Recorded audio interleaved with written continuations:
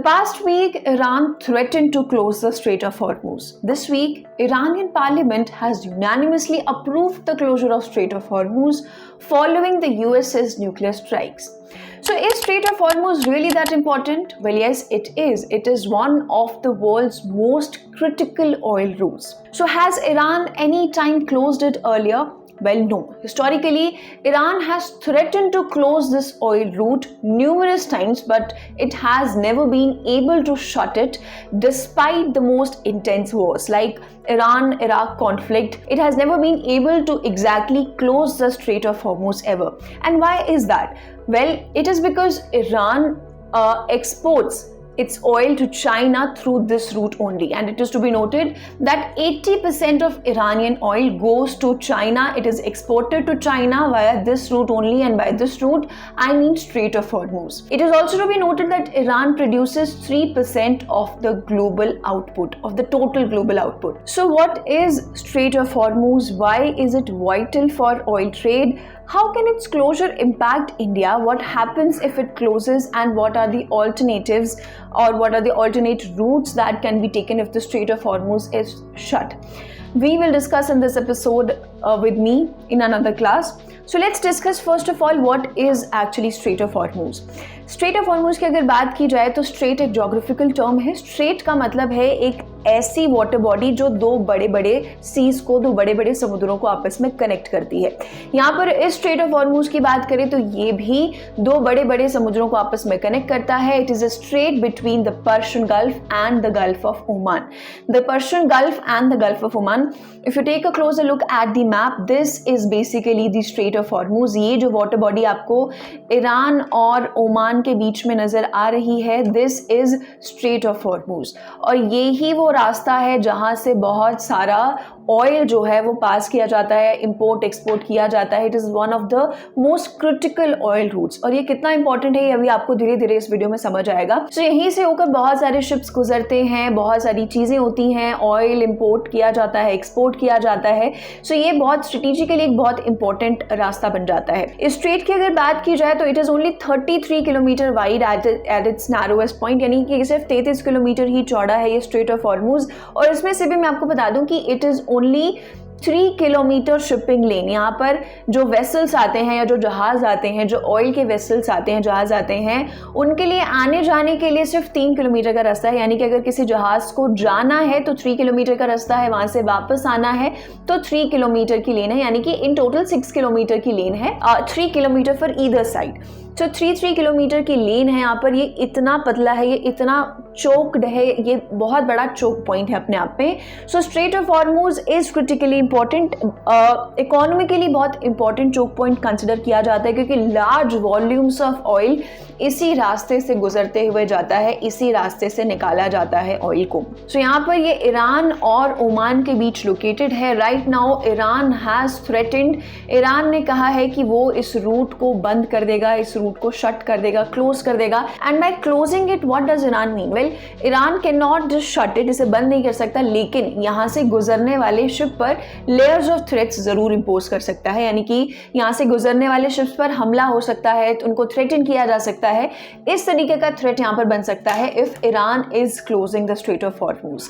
But historically as I said कि ऐसा पहले कभी नहीं हो पाया है. ईरान ने थ्रेटन पहले भी बहुत बार किया है, लेकिन ऐसा नहीं हुआ है कि ईरान ने एक्चुअली स्ट्रेट ऑफ हॉर्मूज को बंद किया हो या क्लोज किया हो. So why is it crucial? Okay, यहाँ से ऑयल जाता है, ठीक है, that is a good point. लेकिन अगर हम स्टैट्स पर जाते हैं तो एवरेज अगर मैं बात करूँ, हर दिन इसी स्ट्रेट ऑफ हॉर्मूज से 20 million barrels of crude oil pass होता है हर दिन. यानी कि एक average 20 million barrels of crude oil यहाँ से गुजरता है. अगर एक दिन के लिए भी अगर इसे डिस्टर्ब किया जा सकता है तो यू कैन इमेजिन कि यहाँ पर कितना नुकसान इकोनॉमीज को हो सकता है. अपार्ट फ्रॉम दैट 15% जो ग्लोबल क्रूड ऑयल है वो इसी रास्ते से जाता है. 20% LNG यहाँ से जाती है, यानी कि ग्लोबली जितना भी क्रूड ऑयल सप्लाई किया जाता है उसका 15% इस रास्ते से होते हुए जाता है. तो it definitely becomes very crucial. इसके साथ साथ अगर बात करें तो लगभग 3000 वेसल्स जो हैं हर महीने इस रास्ते से गुजरती हैं टू एक्सपोर्ट और इम्पोर्ट ऑयल। इसके अलावा 1/5 of the oil, 1/5 of the global oil जो है वो इस रास्ते से पास होता है, इसी रूट से जाता है। बहुत सारे कंट्रीज़ हो गए जैसे इराक हो गया, ईरान हो गया, सऊदी अरेबिया हो गया, कुवैत हो गया, इन सब कंट्रीज़ के लिए जो है ये एक बहुत इंपॉर्टेंट शिपिंग रूट है। ये सारे कंट्रीज़, यूएई हो गए इनफैक्ट जो यहाँ पर बॉर्डर करता है, तो इन सब कंट्रीज़ के लिए ये बहुत इंपॉर्टेंट रूट है। यहीं से ये सब कंट्रीज़ अपने ऑयल की शिपमेंट्स करती हैं। करंट सिनेरियो की अगर मैं बात करूँ तो करंटली सिनेरियो ये है कि ऑयल के जो प्राइसेस हैं इसकी वजह से वो बहुत ज़्यादा बढ़ चुके हैं।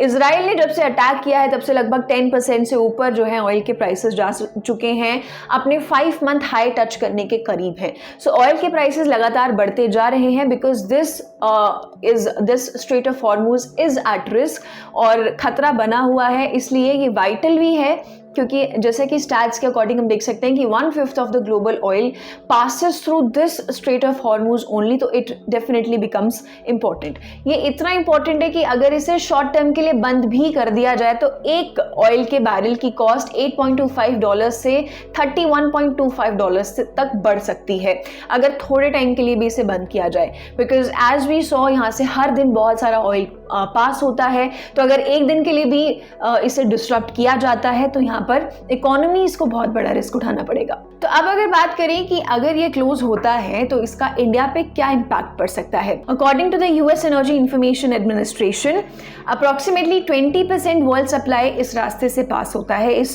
स्ट्रेट ऑफ हॉर्मुज से जाता है। इसी में से 83% जो है वो जाता है एशियन कंट्रीज के पास। एशियन कंट्रीज के पास यहाँ पर है पर्शियन गल्फ, यहाँ पर है गल्फ ऑफ ओमान और यहाँ पर आ जाता है इंडिया एंड द अरेबियन सी। तो अगर बात की जाए यहीं से होते हुए यहीं से शिपमेंट्स आते हैं और यहीं से शिपमेंट्स जो हैं वो इंडिया तक पहुँचते हैं अरेबियन सी से होते हुए।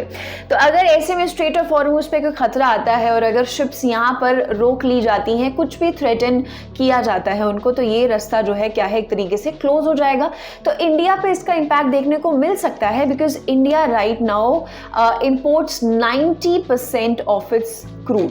90% जो अपनी क्रूड ऑयल की रिक्वायरमेंट है वो इंडिया इंपोर्ट करता है और इंपोर्ट इसमें से भी अभी प्रेजेंटली अगर बात करें तो 40% जो है ना इसका मिडिल ईस्ट नेशन से आता है, जैसे इराक हो गया, सऊदी अरेबिया हो गया, यूएई हो गया, कुवैत हो गया, ऐसे नेशन से अभी इंडिया, या कतर हो गया, ऐसे नेशन से अभी इंडिया क्या है अपना क्रूड ऑयल लेता है 40%। ऐसा नहीं कि सिर्फ इन्हीं नेशन से लेता है और सिर्फ यही एक रास्ता बचा है, ऐसा नहीं है। इंडिया और भी कंट्री से इंडिया का जो क्रूड ऑयल इंपोर्ट है वो डाइवर्सिफाइड है, रशिया से भी लेता है, बाकी के अरब नेशन से भी लेता है और यहाँ से भी इंडिया के पास शिपमेंट्स पहुँचती हैं। तो यहाँ पर ऐसे में अगर बात करें, अगर स्ट्रेट हॉर्मुज पे कोई भी थ्रेटनिंग होती है, कोई भी खतरा अगर होता है, तो ऐसे केस में 40% जो करेंटली इंडिया का जो रिक्वायरमेंट है जो इन कंट्री से पूरा होता है वो खतरे में हो सकता है। हालांकि रिसेंटली न्यूज़ ये भी आई है कि इंडिया ने अपना जो ये रिक्वायरमेंट है इसे और कम कर दिया है, 40% से भी कम कर दिया है। अब रशिया जैसे नेशन से, बाकी के अरब नेशन से इंडिया अपना क्रूड ऑयल का जो परचेज है उसे बढ़ा सकता है। तो अगर ऐसे केस में अगर इस चीज़ को, इस परसेंटेज को अगर कम किया जाता है तो इंडिया के ऊपर खतरा कम हो सकता है। लेकिन क्योंकि इंडिया अभी भी यहाँ से लेता है ऑयल, यहाँ से शिपमेंट्स आते हैं, तो ऐसे केस में ऑयल प्राइसेस में एक शार्प राइज देखने को मिल सकता है और इंडियन इकोनॉमी पे ऑफ कोर्स इसका असर देखने को मिल सकता है। अब बात करते हैं कि अगर ईरान स्ट्रेट ऑफ हॉर्मुज को क्लोज कर देता है तो क्या होगा। वेल, इट इज़ ऑब्वियस कि ये बहुत इंपॉर्टेंट ऑयल रूट है और अगर इसे क्लोज कर दिया जाता है तो ऑयल के प्राइसेस ऊपर चले जाएंगे, बहुत सारी इकोनॉमीज पे इसका सीधा असर देखने को मिल सकता है। सो ऑफ कोर्स अ ब्लॉकेड को ट्रिगर एनर्जी डिस्ट्रप्शंस, इन्फ्लेशन हो सकता है, ट्रेड डिले हो सकता है और स्टॉक मार्केट्स में भी इसका असर देखने को मिल सकता है, स्पेशली ऑयल सेंसिटिव सेक्टर्स में। इजराइल की अगर बात करें, because at the end of the day it is Israel Israel Iran conflict, तो ईरान को इससे डायरेक्टली कोई कॉन्सिक्वेंसेज नहीं होंगे, बिकॉज इजराइल जो है वो अपना इंपोर्ट जो करता है ऑयल वो मेडिटेरेनियन कंट्रीज से करता है, जैसे अजरबैजान यूएस से करता है, ब्राज़ील से करता है, बाकी कंट्रीज से करता है। लेकिन अगर ये क्लोज इसे कर दिया जाता है तो ऐसे केस में एनर्जी मार्केट पे इसका बहुत बड़ा असर देखने को मिलेगा, ऑयल की मार्केट्स में बहुत शार्प राइज देखने को मिलेगा और ये बाकी की कंट्रीज पे, बाकी की इकोनॉमीज पे भी रिफ्लेक्ट हो सकता है। कई कंट्रीज में रिसेशन जैसी सिचुएशन भी देखने को मिल सकती है। लेकिन ऐसे सिर्फ तभी हो सकता है जब ईरान इसे क्लोज कर दे। तो यहाँ पर एक बात और कर लेते हैं कि क्या ईरान इसे एक्चुअली कंट्रोल करता है। वेल, अगर मैं आपको पीछे मैप की तरफ लेकर चलूँ तो जो स्ट्रेट ऑफ हॉर्मूज है ये ईरान के बॉर्डर्स पर पड़ता है, ये पूरा आपका ईरान आ जाता है यहाँ पर। तो यहाँ पर ईरान इसे बॉर्डर करता है, इसलिए थोड़ा कंट्रोल इसका है, कुछ आइलैंड्स पे ईरान का कंट्रोल है, राइट। लेकिन ईरान एक्सक्लूसिवली इसे कंट्रोल नहीं करता है, यानी कि सिर्फ और सिर्फ ईरान के पास इसका कंट्रोल नहीं है। यहाँ पर आप देख सकते हैं कि ओमान भी से बॉर्डर करता है, यूएई भी से बॉर्डर करता है, तो ईरान के पास एक्सक्लूसिवली कोई राइट नहीं है, राइट। प्रेशर पॉइंट थोड़ा सा है, कॉन्फ्लिक्ट्स में इसे यूज करता आया है ईरान, पहले भी हिस्टोरिकली इसे यूज करता आया है, थ्रेटन करता आया है कि बंद कर देगा, तो उस तरीके से इसे जरूर यूज करता है, लेकिन एक्सक्लूसिवली इसका कोई हक नहीं है कि हाँ अगर ईरान चाहे तो इसे बंद कर सकता है। यहाँ पर एक और इंटरेस्टिंग चीज़ ये आ जाती है इसके गवर्नेंस में कि एक यूनाइटेड नेशंस कन्वेंशन है on the law of sea. ये United Nations convention on the law of sea ये कहता है कि इस तरीके के जो स्ट्रेट्स होते हैं, जो जोग्राफिकल इस तरीके के स्ट्रेट्स होते हैं, इन्हें इंटरनेशनल नेविगेशन के लिए इस्तेमाल किया जा सकता है। They are subject to the transit passage. इसका मतलब ये है कि इस तरीके के जो स्ट्रेट्स हैं, और भी कई सारे स्ट्रेट्स हैं वर्ल्ड में, तो इस तरीके के जो स्ट्रेट्स हैं यहाँ से बहुत सारे शिप्स, चाहे वॉरशिप हो चाहे कोई वेसल हो, वो गुजर सकते हैं। They have the right to navigate through the straits without any hindrance. तो इसके लिए एक ऑलरेडी कन्वेंशन भी है जो इसे गवर्न करता है, जो इसे प्रोटेक्ट करता है। तो ऐसे में ईरान का ये जो थ्रेट है वो देखने को मिलेगा कि एक्चुअली ईरान इसे क्लोज कर पाता भी है कि नहीं कर पाता है, या ये सिर्फ एक मामूली थ्रेट है। तो क्या इसके लिए कोई ऑल्टरनेटिव्स हैं हॉर्मुज स्ट्रेट के अलावा? क्या हमारे पास कोई और ऑप्शंस नहीं है? वेल, गल्फ अरब नेशंस जैसे सऊदी अरेबिया और यूएई, इन्होंने कुछ ऑल्टरनेटिव रूट्स निकाले हैं स्ट्रेट को बाईपास करने के लिए इन द रीसेंट ईयर्स।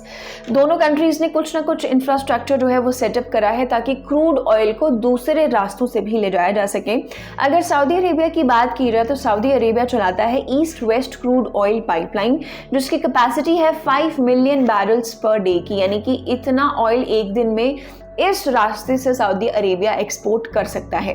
इसके अलावा यूएई की बात करें तो यूएई की भी एक पाइप है जो उसके ऑन शोर ऑयल फील्ड्स को फुजायरा एक्सपोर्ट टर्मिनल से कनेक्ट करती है on the Gulf of Oman. तो दोनों नेशंस ने एक ऑल्टरनेटिव रास्ते ज़रूर निकाले हुए हैं। एस्टिमेटेड ये है कि 2.6 million barrels of crude per day available हो सकता है to bypass the Strait of Hormuz अगर कोई भी डिस्ट्रप्शंस आते हैं इस रास्ते पे। तो यहाँ पर ऑल्टरनेटिव्स तो ऑफ कोर्स हैं, लेकिन फिर भी straight of Hormuz is strategically critically important oil trade के लिए। यहाँ पर अगर बात की जाए तो स्ट्रेट ऑफ हॉर्मूज पर अगर कोई भी थ्रेट भी होता है, कोई भी रिस्क अगर बनता है, तो भी ऑयल प्राइसेस आपके ऊपर जा सकते हैं। So what do you think? क्या ईरान स्ट्रेट ऑफ हॉर्मूज को ब्लॉक कर सकता है, शट कर सकता है, बंद कर सकता है, और इसका इंडिया पे क्या इम्पैक्ट पड़ सकता है? In your opinion, do share in the comment section below. If you like this video, then like, share and subscribe to ET Now.